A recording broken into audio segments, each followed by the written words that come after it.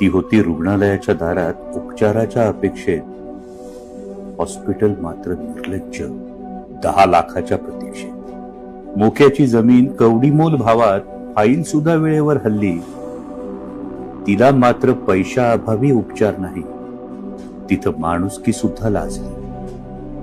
लोकप्रतिनिधीच्या सहायकाची जर ही असेल अवस्था, तर धर्मादाय म्हणवणाऱ्या रुग्णालयात सर्वसामान्याची काय व्यवस्था?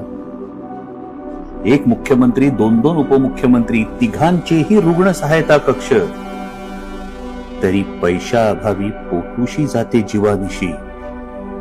लाडक्या बहिणीसाठी किती सरकार दक्ष. चीड, संताप, उद्वेग, राग, आता शब्द सुद्धा बधीर झाले. ताई, आम्हाला माफ कर. धर्मादाय पैशासाठी अधीर झाले. तू गेलीस